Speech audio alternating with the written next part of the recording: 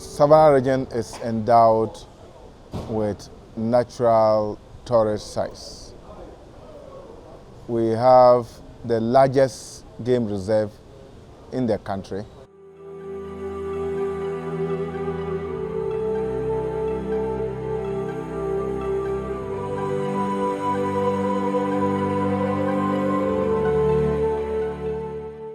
We have varied tree species. We have the renowned slave market, the largest slave market within the West African sub-region. We have the slave wells. We also have the various caves which were used as hideouts and living places for generations of the past. We equally have the biggest of all the Asian mosques that we can find, would I say, in the West African sub-region at Larbanga. And indeed, in the typical Sahelian architectural style, the mosque is built. Recently, there is a discovery of some writings on rocks.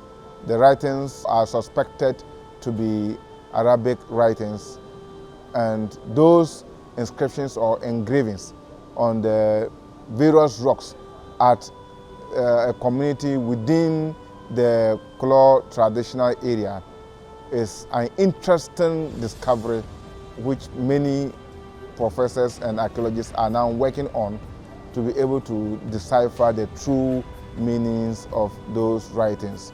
And this is also an area that ought to be visited.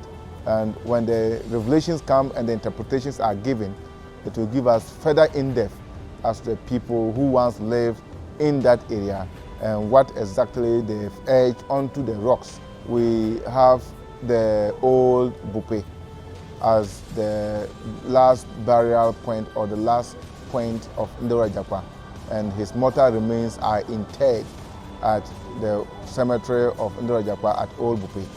And of course, we are aware that Old Bupe is an ancient town as well. And there have been several other archaeological diggings which are ongoing there, and interesting revelations are coming up. And interestingly, we also have a royal mausoleum of all the Gonja kings at Mankuma. They are buried there, and you can identify some of the graves and the traditional areas that they rose through to become kings of Gonjaland.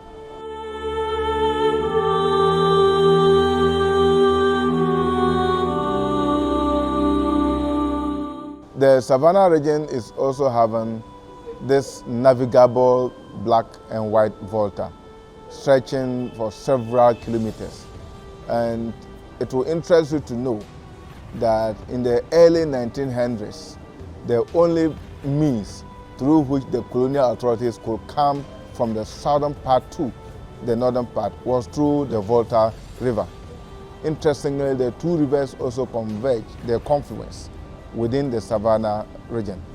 Of course, people interested in fish farming and other related aquaculture activities can come in, and this is also a good place to invest resources to create the needed attraction for people who want to come there and see things for themselves.